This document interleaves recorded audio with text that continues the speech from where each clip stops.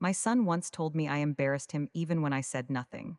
He said it quietly, without looking at me, the way someone mentions an inconvenience they want removed. I thought it was just frustration or pressure, but I learned it was. It was pride. A kind he had never shown before. And the day he told me I ruined his image, I understood something had changed inside him in a way I could no longer ignore. I did not argue. I did not defend myself. I only watched the boy I raised speak to me like a stranger, without hesitation, without hesitation, without pause. That was the beginning. I went to deliver his documents because he had forgotten them at home and needed them urgently for an important presentation. He sounded stressed on the phone, asking if I could bring them quickly. I didn't think twice. I took the folder and reached the location he sent me, a high-end lounge inside the mall where people dressed like they were attending private business clubs. When I arrived, he was sitting with four of his friends, all dressed in expensive clothes, laughing confidently as if nothing in life ever touched them. I stood at a distance and called his name softly, not wanting to interrupt their conversation. The moment he saw me, his smile faded instantly. He excused himself quickly and walked toward me with a tense expression, glancing back at his friends as if checking if they were watching. He asked why I came inside instead of waiting outside like he told me earlier, though he never actually said that. He took the folder from my hand and told me the words that stayed with me longer than anything he said before. He said I ruined his image and asked me not to come near his friends because they would not understand people like me. He spoke quietly but firmly, like someone instructing an assistant, not his mother. He didn't look at my face. He didn't thank me. He just took the papers and walked back to his friends without turning around. I left the lounge immediately, walked through the mall, and reached the parking area. I sat inside my car for a few minutes without starting the engine.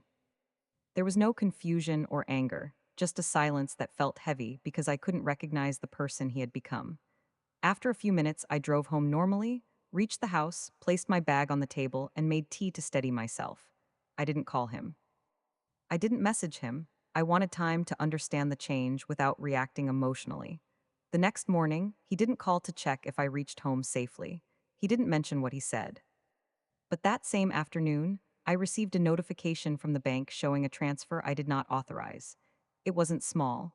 It wasn't massive either, but large enough to raise concern. When I checked the transaction, it showed his name because I had given him access years ago when he needed support starting his career. I waited for him to explain, thinking he might message, but he didn't. Later in the evening, he came home without warning, looking tired and distracted, but he avoided the topic entirely. He ate dinner quietly, stayed for 15 minutes and left again, saying he had to meet someone. He didn't mention the money. He didn't mention the lounge. He didn't mention anything at all. Over the following days, the transfers continued. All small enough to avoid triggering suspicion from the bank, but large enough that they added up quickly. I didn't confront him yet because I needed to understand the pattern. I watched him carefully during his short visits. He looked restless, checking his phone frequently, leaving the house earlier, returning late, avoiding conversation. His eyes always looked like he wasn't fully present. Every time I tried to ask if something was wrong, he said he was fine and left before I could press further. One evening, I decided to follow him after he left, not because I wanted to spy, but because something felt off. He walked fast, didn't take his car, and headed toward a dimly lit side street near the market. I kept a safe distance. He stopped near a corner and met a man I had never seen before. The conversation between them was short and tense. My son kept his head down while the man spoke sharply. My son handed him an envelope. The man opened it, checked quickly, said something that made my son nod repeatedly, and then walked away. My son leaned against the wall for a moment, breathing heavily before walking back. I didn't approach him. I returned home ahead of him. When he arrived later, he didn't mention where he went. He looked tired, but he still forced a casual goodbye before leaving again. That night, I barely slept. The next morning, another bank withdrawal appeared. The pattern was clear. He was giving someone money regularly. Someone who didn't look like a friend or a supervisor. Someone who gave instructions, not conversation. The situation became clearer when he came home 2 days later with a small bruise near his jaw. He tried to hide it, turning his face away when he sat down, but I saw it instantly. When I asked what happened, he said he bumped into something. The answer was too quick, too practiced. He avoided eye contact and left soon after. I checked the bank again. Another withdrawal. It was obvious now that this wasn't about embarrassment or pride alone. He was involved with someone who controlled him, someone he owed, someone he couldn't escape easily. And he was using my savings to keep them satisfied. But he wasn't brave enough to admit it yet. As his mother, I knew forcing him would only make him shut down further. So I stayed patient and watched closely. 3 nights later, he came home unusually late. His shirt was wrinkled, his hair messy, his steps unsteady. He sat at the edge of the couch and finally spoke without me asking. He said he didn't know how to fix things. He said he made a mistake months ago and it was now too big to handle. He didn't explain what mistake. He didn't explain the money. He only said he needed time and asked me not to worry. His voice was flat, like someone who had stopped hoping for improvement. After he left, I sat alone in the living room and accepted one truth. My son wasn't only ashamed of me. He was trapped in something he didn't know how to escape. And the day he told me I ruined his image was the day I realized how deeply he had already ruined his own life without understanding the cost. The next morning, before I even finished my tea, a man came to my door asking for my son by name. He did not explain who he was or why he was there. He only asked if my son lived with me. I told him no. He looked around the yard carefully before leaving without another word. That was the moment I understood the situation was not small. Someone was searching for him openly, without hesitation, and they did not look like someone who came to return anything. I knew then that the real trouble had already begun, and my son was hiding more than he had admitted. After the man left, I called my son immediately. He did not pick up the first or second time. On the third call, he answered with a tired voice, saying he was busy. I told him someone came asking for him. He became silent for a few seconds and then said he would come later. He arrived in the afternoon, looking like he had barely slept. He sat on the chair near the window and asked what the man looked like. I described him quietly. My son nodded slowly and said he knew who it was. He did not explain further. Instead, he asked if the man said anything else. I told him no. He stood up, walked to the door, and said he needed to leave again. Before stepping out, he asked me not to open the door to strangers for a few days. That was all. That night I stayed awake until 2 in the morning waiting for him to return, but he did not come back. I called again, but his phone was switched off. I checked the bank account because I had noticed a pattern. Another withdrawal had been made only 2 hours earlier. This time, the amount was larger than the previous ones. I understood clearly that he had paid someone again, and the visits were connected to that money. At dawn, I went to his apartment building. I waited near the entrance until the manager walked by. I asked if he had seen my son. He told me my son had left very early, wearing the same clothes he wore the day before. He said my son did not greet anyone and walked out fast, as if avoiding being stopped. I drove around the places I knew he visited frequently, checking each one carefully. I went to the shop where he sometimes bought breakfast. They told me he had not come. I went to the area near the office where he had worked last year. No one had seen him. I checked the side street where he met the unknown man previously. It was empty. I waited there for 15 minutes until someone came out of a nearby store. I asked if he had seen my son that morning. He said he saw him passing through at sunrise, walking quickly and looking behind him several times. He did not see him after that. In the afternoon, my son finally called. His voice was lower than usual. He asked if the man had returned to the house. I told him no. He said he was relieved and asked me not to tell anyone about that visit. I asked him where he was. He said he was with a colleague and would come home later. He did not sound comfortable talking on the phone, as if someone was near him. Before hanging up, he said he might need to stay somewhere else for a few days. That evening, I prepared dinner, expecting him to arrive, but he did not come. At 9, I heard a noise outside the house. When I opened the curtain slightly, I saw the same man who visited earlier standing near the gate and looking at the house silently. He did not knock or call. He just looked around, then walked away after a minute.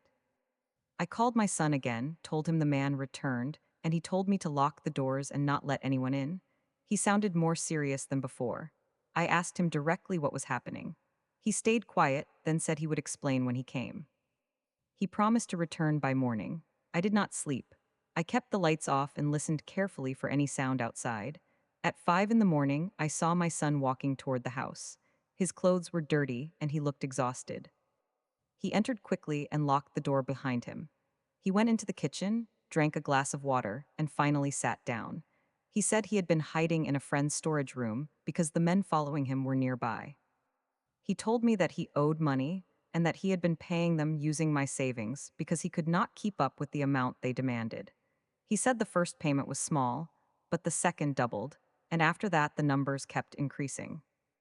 He said he had no choice left and that missing another payment would cause problems. He did not describe what kind of problems. He only said the men were not patient people. I asked him how much he owed in total. He did not give a clear answer. He said he did not remember the exact number because interest kept changing every week. When I asked how it started, he said he had borrowed from someone he trusted through one of his rich friends, someone who claimed the process was fast and easy. He said he made the mistake of signing without reading, thinking it was temporary. He said he spent the money too quickly trying to keep up with his friends' lifestyle and regretted it immediately. He said he tried to repay slowly, but the men kept increasing the amount. He looked at the floor while saying all this, as if he did not want to see my reaction. After a few minutes, he stood up and said he had to leave again. I stopped him and asked where he was going. He said he needed to meet the men because they wanted another payment that morning. I told him he could not go alone. He refused to let me come. He said they would not like that. I insisted that he at least call someone trustworthy to accompany him. He said he had no one left who would do that. All the friends he used to follow had distanced themselves. He said they did not want to be involved in any trouble. He said he would go and return quickly. I watched him leave from the window. He walked slowly at first, then faster as he reached the road. I stayed at the window for almost 10 minutes, waiting to see if the men would appear, but no one showed up. I went back to the table, sat down, and stared at the empty teacup he left behind. After half an hour, I received another bank notification. Another withdrawal. This time it was one of the largest amounts yet. I knew he transferred it right after leaving the house. 1 hour passed, 2 hours. He did not return. His phone was unreachable again. I went outside to check the street. Nothing. I walked halfway down the road to see if he was coming back. No sign of him. I stood there, alone, realizing that whatever situation he was in was deeper than he admitted. And I understood clearly that the next events would not be simple anymore. Something had shifted. Something was escalating. And my son was not in control of any part of it. The curiosity of what would happen next grew heavier with each minute I waited for him, because it was obvious now that this was not only about money. Someone had taken advantage of him.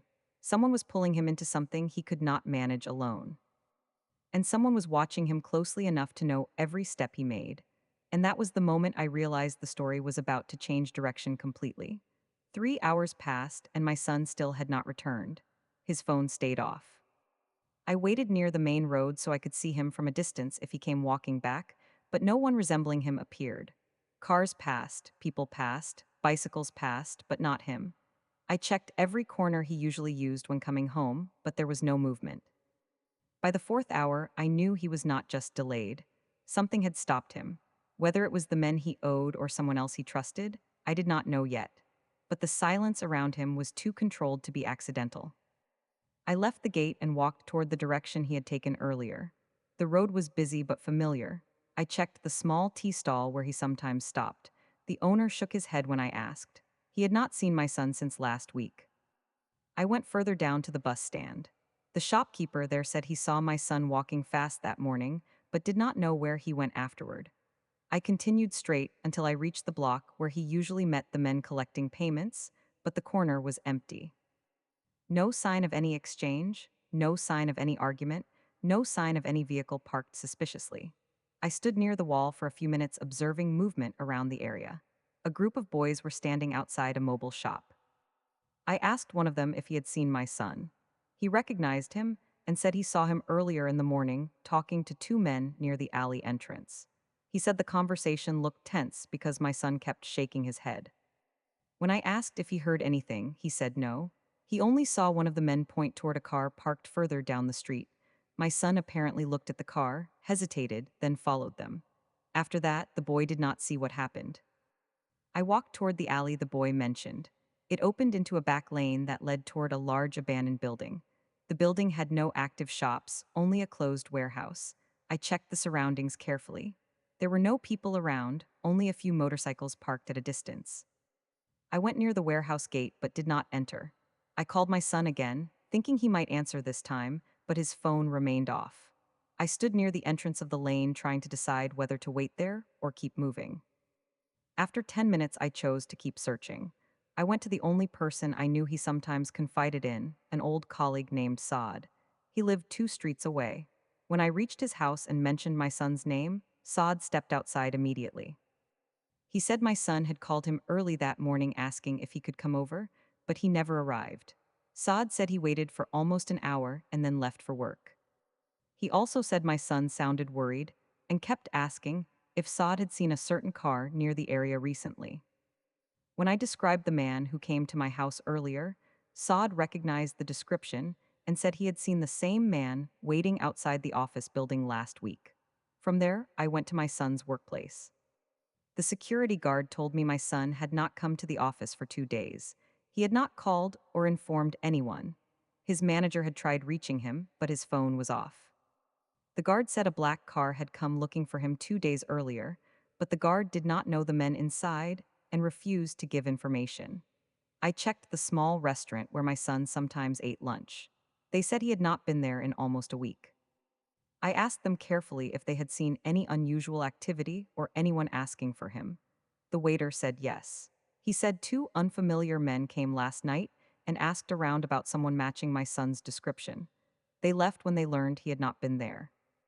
By evening, I returned home, but I did not go inside. I sat outside the gate because I did not want to miss him if he came back suddenly. At 9:30, a message arrived on my phone. It was from my son. The message said he was safe for the moment, that he needed time to explain everything, and that I should not go out looking for him. He said he would come home when he found a way out. He ended the message by saying he trusted me to stay inside and not involve anyone. There was no location sent with the message. I replied immediately asking where he was, but no message came back. I kept the phone in my hand the entire night waiting for another update. None arrived. At dawn, I checked the bank again.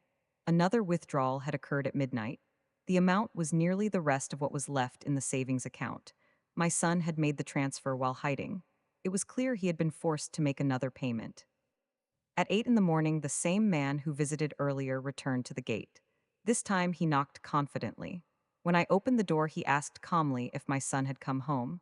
I told him no. He said he needed to speak to him urgently. When I asked who he was, he said only that he worked for someone my son owed. He said the payment was received, but something else was pending. I asked what pending meant, but he did not answer. He only said my son would understand it fully and that I should call him if he came home. He left without explaining anything else. After he walked away, I called my son repeatedly. His phone was off again. I messaged him about the man, no reply. I needed more information, so I returned to the area near the abandoned warehouse where he was last seen. When I arrived this time, there were 2 police officers speaking to a shopkeeper. They were asking about a disturbance reported the previous night. I quietly waited nearby until they left, then I asked the shopkeeper what happened. He said he heard shouting near the back of the warehouse around midnight, but when he checked, no one was there anymore. He said he saw a car leaving the lane a few minutes later but could not see who was inside. I walked back slowly, checking every corner carefully. When I reached home again, my message to my son still showed unread. There was no update from him, no sign of him, no call, no movement. I continued to wait because at this point it was clear something had changed in his situation. The payments were not the issue anymore. Someone had taken more from him than just money. And by the end of that day, the only thing I knew for certain was that the next time I saw my son, the truth he had been hiding would finally come out, whether he wanted it to or not. By the second day, with no message from my son, I started checking every place I knew he might go when he felt trapped. I went to the old apartment he lived in years ago, the bus stations he sometimes used, the gym where he used to go with his friends, and even the rooftop of his workplace building where he sometimes sat alone. He was not in any of those places. Every hour without a signal from him showed me one thing clearly. Someone had taken charge of his movements, and he was no longer deciding where he went. I left home before sunrise and walked back to the alley where the boy had seen my son last. I stayed there long enough to see every person passing. A shopkeeper who opened early recognized me and said he saw my son the previous night around 10. He said my son was not alone. He was walking ahead while two men followed close behind.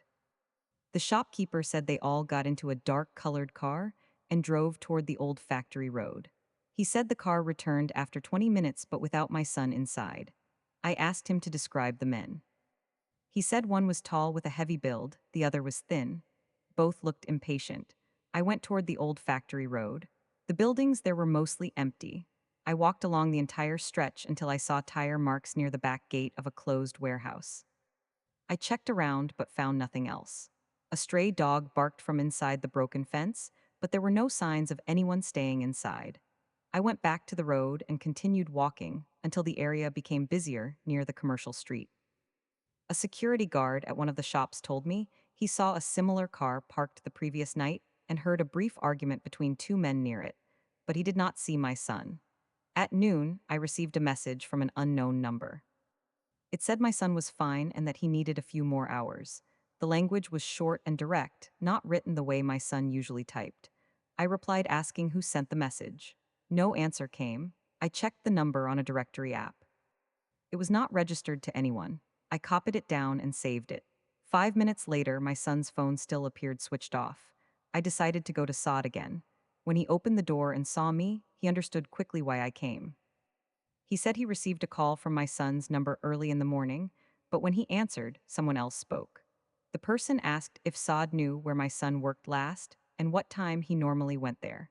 Saad said he hung up immediately because the voice sounded aggressive. I asked if he called my son afterward. He said yes, but the phone was off. He said he did not want to get involved further. I went to the area near the business district next. A man who sold fruit near the crossing recognized my son because he used to buy apples from him. When I asked if he saw him recently, the man said yes. He said my son passed through that street in a hurry with one man walking behind him. He said it did not look like they were friends. He said they crossed toward the underpass. I followed the same route. The underpass was noisy with traffic. I checked both sides but found nothing.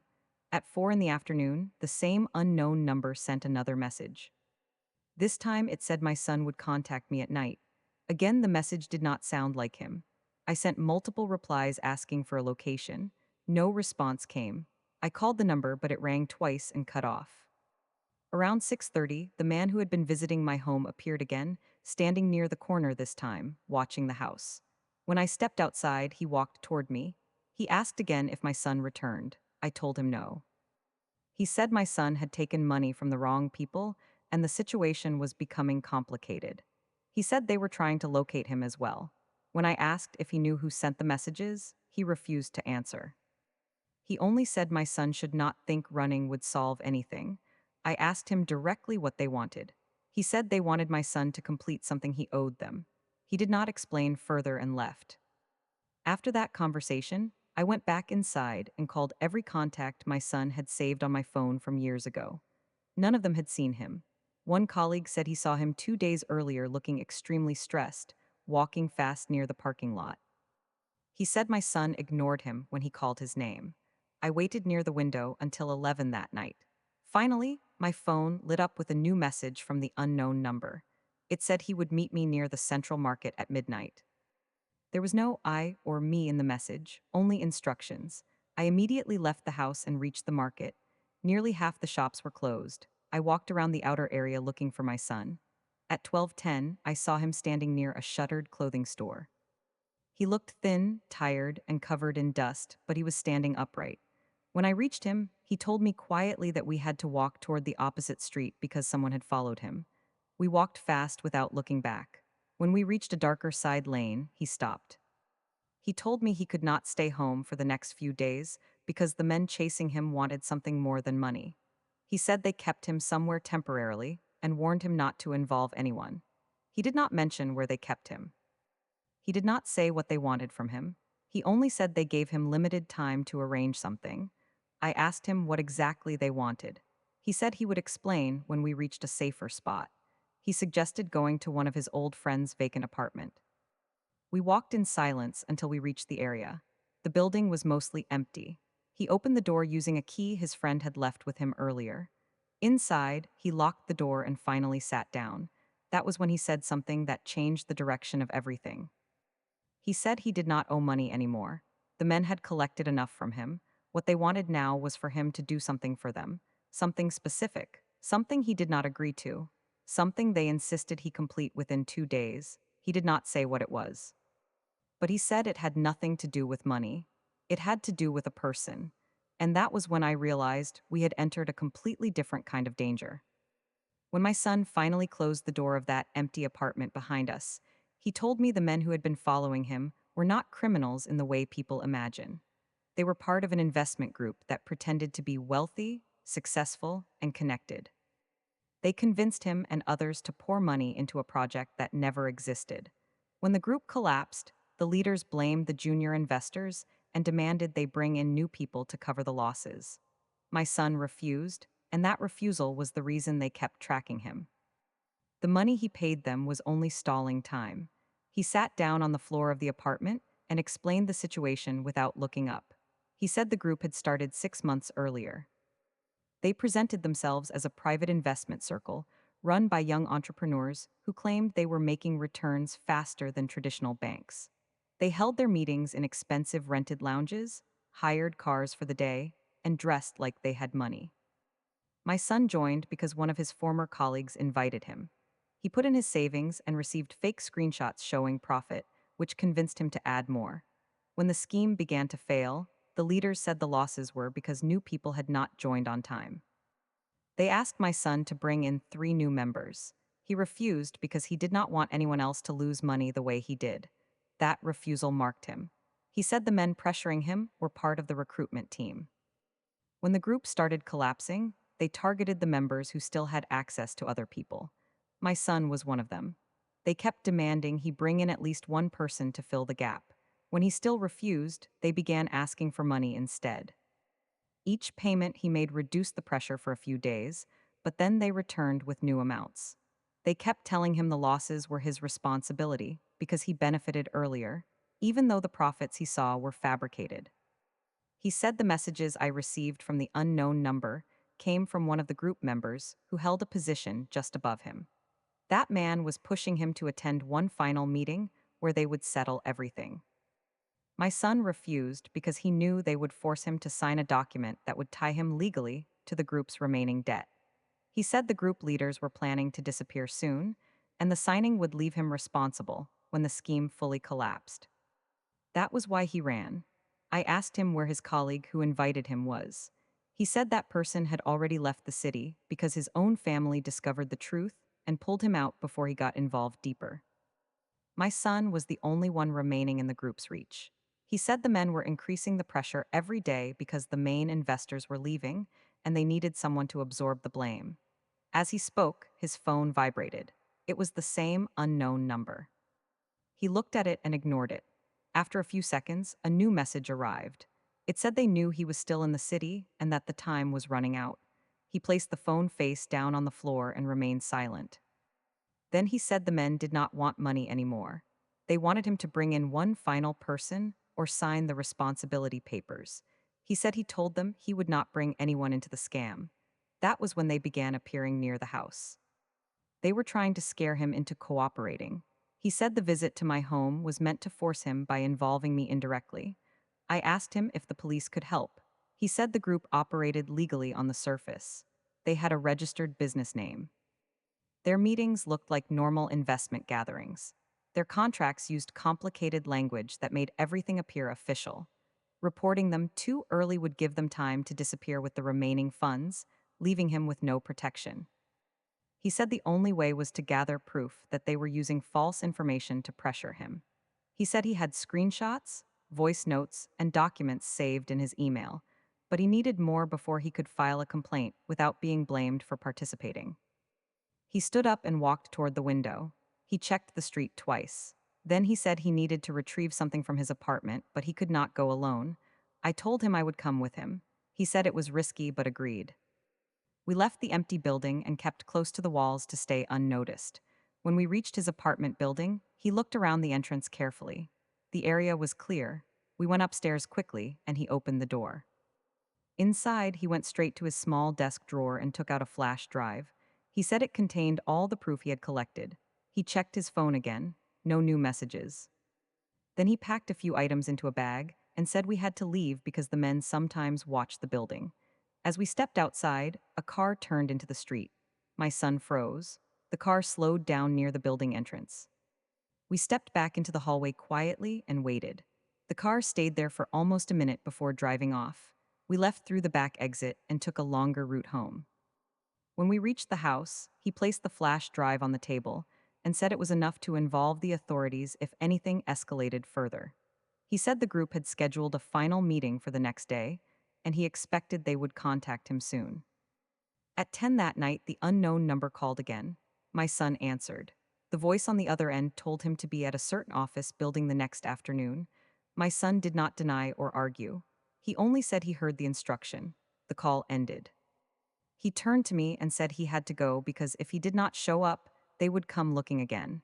I told him I would go with him. He said it would be safer if he went alone, but agreed that I could wait nearby in case something happened. He sat down, rested his head on his hands, and remained silent until midnight. Then he finally stood up and said the next day would decide everything.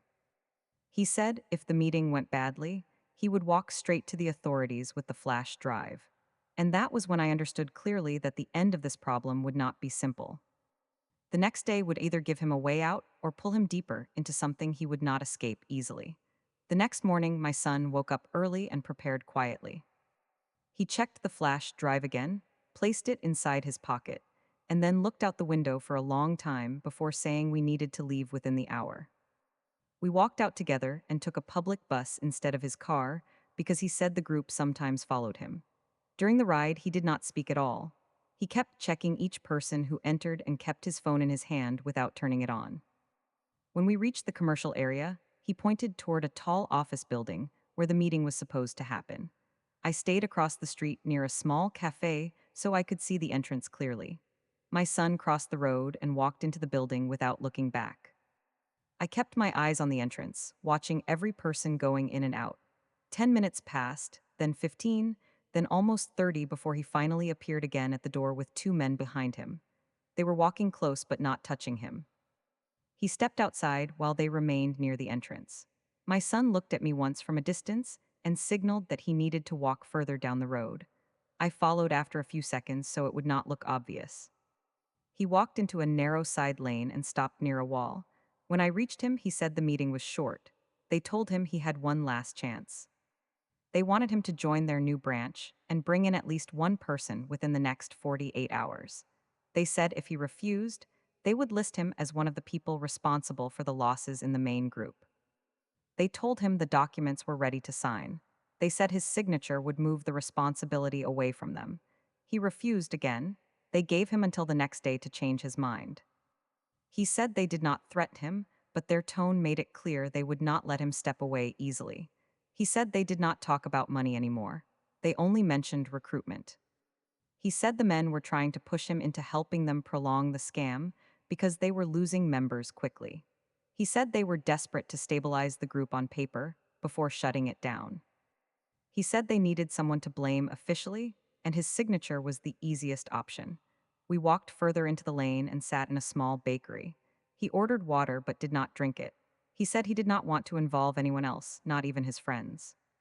He said he had already warned two people not to invest because he sensed something was wrong early on. He said he should have left months ago. He said he stayed because they kept convincing him that everything would balance out once the next cycle started. While we were sitting, he checked his phone and found 3 new messages from an unknown number. The messages said he should return to the building later that evening to sign the documents. They said this was the final instruction. My son deleted the messages immediately and said he was done cooperating. He said he would rather take his chances with the authorities. We left the bakery and went to a nearby police station. My son took a token number and waited. When his turn came, he spoke to an officer and explained the situation briefly without naming the group directly. The officer asked for proof. My son placed the flash drive on the table. The officer connected it to a computer and checked the files. He saw screenshots of fake profit statements, messages where the men pressured my son, and audio clips of phone calls. The officer said he would send the information to the cyber unit and assign someone to follow up. He asked for the names of the group leaders. My son gave the names. The officer said the group was already under review for complaints filed by other victims. The officer asked if my son had been physically threatened. My son said no. He said it was mostly pressure and manipulation. The officer wrote everything down and told my son to stay reachable. The officer also told him not to meet the group again and to avoid signing anything. My son nodded. After the report was filed, the officer told him someone from the investigation team would call him within a day or two. We left the police station and walked home. On the way, my son received another message from the unknown number. It asked why he had ignored the meeting. It told him to come back immediately. My son did not reply. He deleted the message. We reached home without speaking. He sat on the sofa, leaned back, and closed his eyes. He did not rest. He stayed perfectly still, listening for any movement outside the house. In the evening, the police called him. They asked him to forward copies of all the files electronically. They also asked him to describe the men who had been meeting him. He gave them everything. After the call, he said he felt slightly safer because someone official now had the information. At 9 that night, someone knocked on the gate. My son stood up and checked through the window. It was one of the men from the group. He called my son's name from outside, saying he only wanted to talk. My son remained silent. After a minute, the man knocked again, louder. Then he called out that he knew my son was inside and that they needed to settle things quickly. My son did not answer. The man eventually walked away. My son did not move from the window until the street was completely empty. Later that night, the police called again. They asked if the group had contacted him. He said yes. They told him they had started gathering evidence against the group and needed him to avoid meeting them. They said the group was being monitored. He agreed. They told him to stay at home for the night and let them know if anything happened again. The next morning, before sunrise, my son got another message telling him to meet at a different location. He ignored it. Another message followed shortly after. It said if he continued to avoid them, they would consider him responsible for the losses. He deleted it. For the first time, he kept his phone fully on instead of switching it off. Around noon, the police called again. They told him they had enough preliminary data to open a case and that he should prepare to give a full recorded statement. They told him not to leave the city. My son agreed and finally looked relieved for a moment. We stayed home the entire day. No one knocked, no cars stopped near the gate, no messages came after the last one. In the quiet, my son said one thing clearly. He said once the police took control of the case, he would not run again. He said he was ready to face whatever came next. And that was when I realized that the situation was no longer about fear or pressure. It had entered a stage where something decisive was finally going to happen. The morning after the police told my son to stay home, he woke up early and checked his phone for new messages. There were none. He called the investigating officer and informed him that one of the group members had come to the gate the previous night. The officer asked for the approximate time and said a team was reviewing similar reports from other victims. After the call, my son sat near the window and watched the street for almost an hour. Nothing unusual happened. At 10, the police called again asking him to come to the station in the afternoon to give a full recorded statement. My son agreed and prepared the files on his flash drive. We left the house together and took a taxi. My son stayed silent the entire ride. At the station, the officer transferred all the files from the flash drive to an evidence folder. They asked my son about everyone he met in the group, every meeting he attended, every payment he made, and every message he received. He answered each question. They recorded his statement and printed the summary for him to sign. The officer told him they had already identified 3 more people involved in the same scheme and were trying to connect the events. He asked my son not to contact anyone from the group again. My son said he had no intention of doing so. After leaving the station, we walked to a nearby shop and bought some tea before heading home. On the way, my son checked the street carefully. He said he wanted to make sure no one followed us. We reached home without incident. He checked his phone again, still no messages. He placed it on the table and said the silence from the group meant they had noticed something. He said they usually messaged him several times a day, but now they had stopped completely. He said he was expecting them to try something else soon. In the evening, a call came from a number he recognized as one of the group leaders. My son let it ring without touching it. The call stopped after a few seconds. A message followed. It said he needed to come to a warehouse location to sign the remaining documents. My son ignored it. 10 minutes later, another message arrived saying they knew he had gone to the police. He deleted that one immediately and said the group would now try to remove all traces linking them to the scam. We closed all the windows and stayed inside. My son checked his flash drive again to ensure he still had the backup. He then uploaded all files to a cloud folder. After that, he called the police and told them about the new messages. The officer asked him to forward screenshots. My son did so. The officer said they would send a team to the warehouse location to inspect it, but told him not to go anywhere near it. At 9 that night, a car slowed down in front of the house. My son saw it through the curtain. Two people inside the car looked toward the gate and then drove off slowly. My son wrote down the partial plate number. He called the officer again to report the vehicle, and the officer told him to stay inside and lock everything. After that, we turned off the lights in the living room and waited. Around midnight, the police called back saying they visited the warehouse and found it empty. They said the group had likely moved their materials. They told my son the investigation was officially active now and that he would receive a notice to appear for further questioning in the next few days. They also told him not to panic about the car since it could be unrelated, but they noted the plate number anyway. My son did not sleep. He sat near the door with his phone in hand. At 3:30 in the morning, another message arrived. This time it simply said he had one last chance before they took action. That was all. No names, no location. My son took a screenshot and forwarded it to the police. The officer responded within minutes saying they were adding it to the case file. At sunrise, my son said he needed to go to his bank to freeze certain transactions because he realized his card might still be linked to the group system. We went together. At the bank, he explained he was under investigation in a fraud case. The staff froze the transfers and issued him new credentials. They checked old statements and confirmed several automatic deductions had been set up by the group using deceptive permission forms. They removed everything and updated the report for the police. Outside the bank, my son said he felt lighter knowing his account was no longer connected. But he also said that once the group realized they could not pull money from him anymore, they would try to reach him in another way. We walked back home along a different route to avoid attention.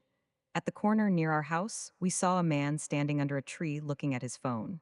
He did not look at us directly, but he stayed in the same spot even after we passed. We waited behind the gate for a few minutes to see if he moved. He didn't. My son took a photo of him and sent it to the officer. The officer asked for the exact location. Inside the house, my son said the group leaders were getting desperate.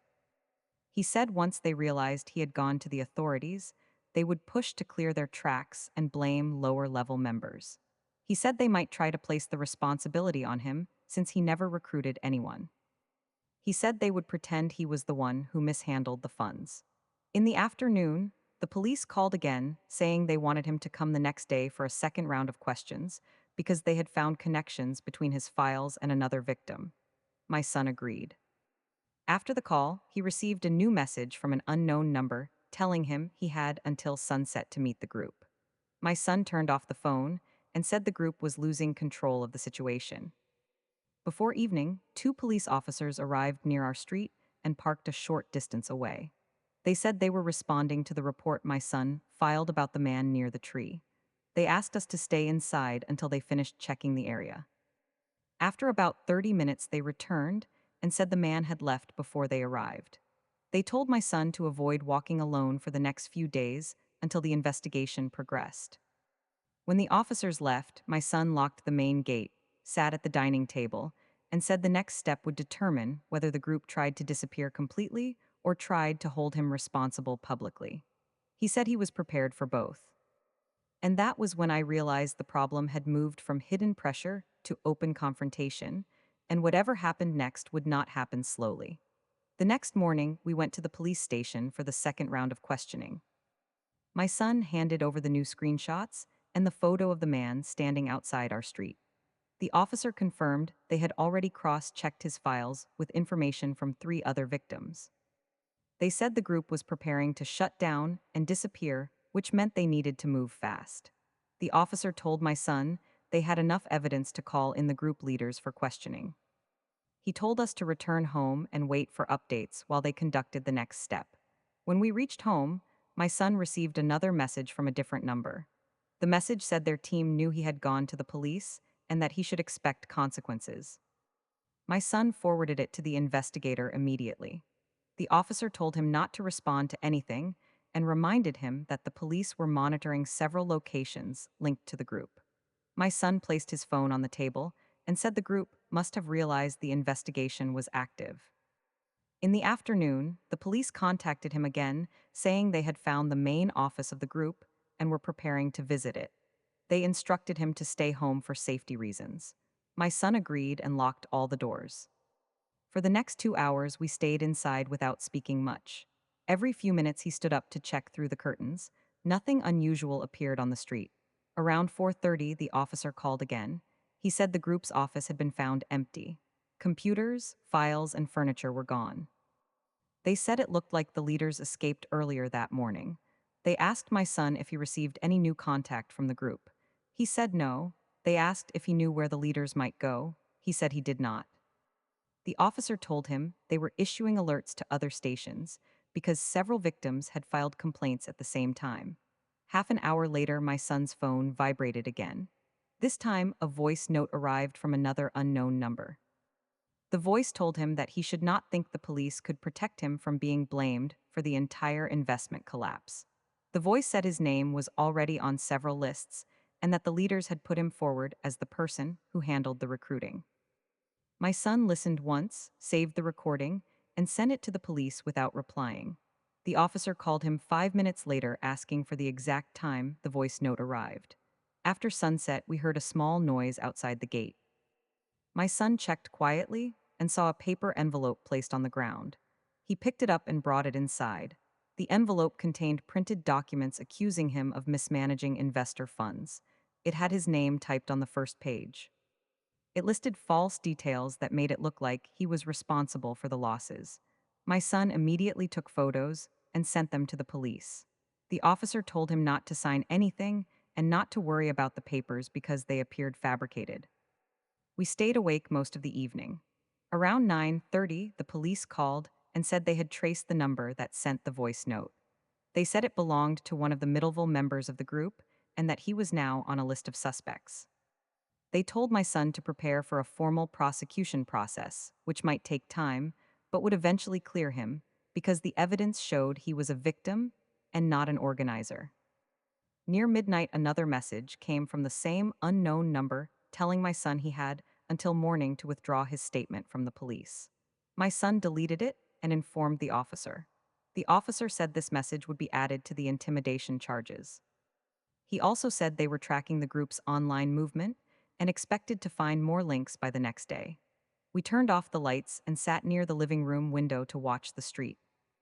Around 1:15, a car drove by slowly and stopped for a moment near our gate, but left when my son approached the curtain. My son memorized the last 3 digits of the plate and sent them to the investigator. After that, the street remained quiet. At 3:30 in the morning, my son received a call from a hidden number. He answered it on speaker. A man told him the group was dissolving and that they needed someone to take responsibility in the official records. He told my son that his refusal made the collapse worse. He said if my son cooperated, they would leave him alone. If not, they would send everything to the authorities blaming him. My son did not reply. He simply recorded the call and forwarded the audio file to the police. By morning, my son looked drained but focused. He checked his email and found 3 new messages from investors who had also been scammed. They said they received his number from someone who claimed my son was part of the organizing team. My son replied to each investor explaining that he had also been scammed and had already filed a police report. He forwarded their messages to the investigator as well. Later in the day, the police called saying they had located one of the Middleville members and brought him in for questioning. They said he admitted the leaders were planning to blame several members, including my son, because he was the easiest target. The officer told my son that based on the statement they gathered, He should not worry because the case was now moving toward the real organizers. In the evening, we heard loud knocks at the gate. When my son checked from the window, he saw two men standing outside. He immediately called the police. The officers told him to stay inside because they were sending a patrol car. The men outside continued knocking for almost a minute, then left when they did not get a response. The patrol car arrived 10 minutes later and checked the street but did not find them. My son sat down and finally said one thing clearly. He said the group was collapsing faster than expected and that all the pressure was coming from the leaders trying to escape.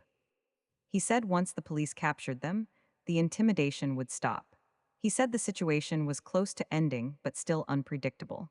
We locked every door and waited because we did not know how the final hours of the group's collapse would look. And when the phone rang again in the late night, it became clear that the next phase had started. When the phone rang again, my son answered it immediately because the police told him to document every contact.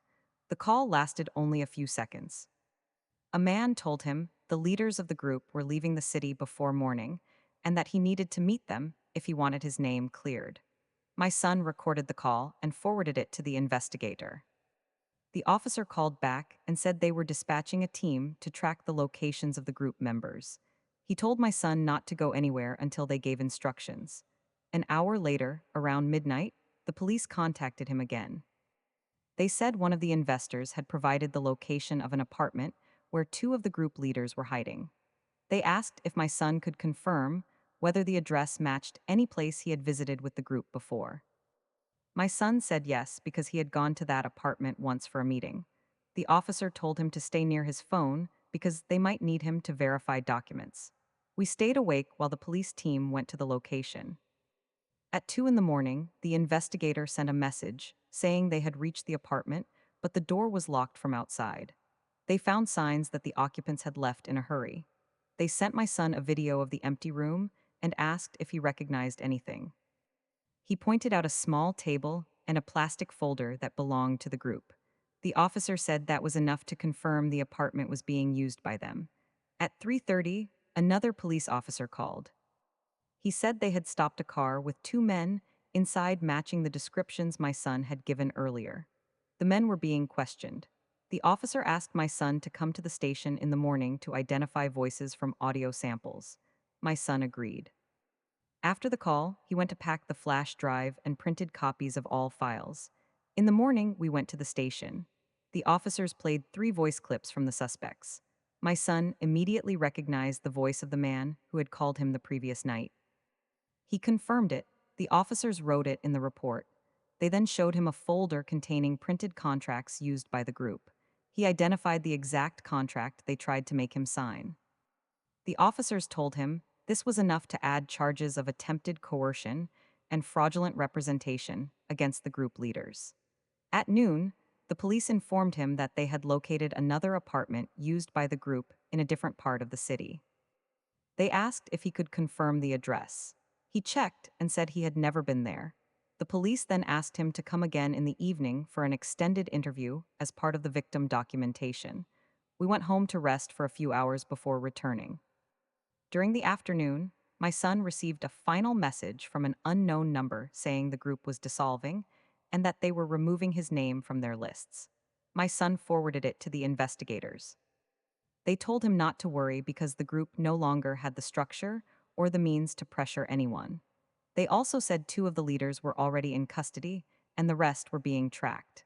At 5, we returned to the station for the extended interview. The officers asked my son to confirm each payment he had made. He listed every amount and the dates. They cross-checked it with other victims' statements. They said all the details aligned with the pattern of the scam. They asked him to sign the final victim report. He did. They then handed him a receipt copy for legal protection in case anyone tried to involve him in the group's activities. They told him the investigation would proceed to court after the remaining suspects were caught. When we left the station, my son looked relieved for the first time since everything began. He said the police had finally taken full charge and that the men who pressured him no longer had a way to reach him. We returned home quietly. On the way, my son checked his phone again. There were no new messages, calls, or unknown numbers. That night, the officer called once more to say the last suspect had been located and detained during a roadside check. He told my son that the case was now complete from the victim's side and that he would be contacted only if further clarification was needed during the trial process. My son thanked him and ended the call. After that, everything became calm. No more cars outside. No more men standing near the gate. No more messages. No more pressure. My son stayed home for a few days and focused on stabilizing his routine again. He contacted his workplace and explained he had been dealing with a legal issue. They asked him to return once he felt ready. He also called his bank to confirm all suspicious transactions were permanently blocked. When everything was settled, he prepared to go back to work. A week later, my son received an official notice from the police confirming he was listed solely as a victim in the case and not as a participant. It stated that he had cooperated fully and provided essential evidence. He showed me the document and placed it in a folder. After that, he took steps to rebuild his life.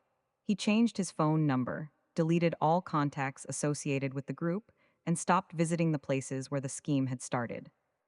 He reorganized his finances, opened a new account, and created a clear plan to recover from the losses he had suffered. In the following month, he attended 2 more meetings at the station as part of the legal follow up. The officers told him the trial would take time, but assured him he would not be involved beyond giving testimony if required. They said the evidence he provided had helped several other victims come forward. By the end of the month, my son regained control of his routine. He returned to his workplace, resumed his schedule, and avoided any unnecessary associations. He stopped trying to impress people he barely knew. He also spent more time at home instead of going out with acquaintances who influenced him earlier. When the investigation progressed to court proceedings, my son received a letter saying he might be asked to testify. He agreed without hesitation. He said he wanted to close the matter completely and ensure no one else got trapped in the same scheme.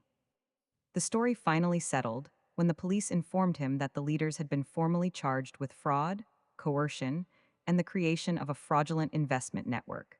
They thanked him for providing early evidence that helped shape the case. My son placed the letter with the others. From that moment, his involvement ended. The case moved forward, the intimidation stopped permanently, and he returned to a normal life without the constant pressure he had lived under for months. And that was the point where everything stopped shifting and the situation finally closed completely. If this story pulled you in and made you want to know what happens in the next twist before it even arrives, stay with the channel. Follow now.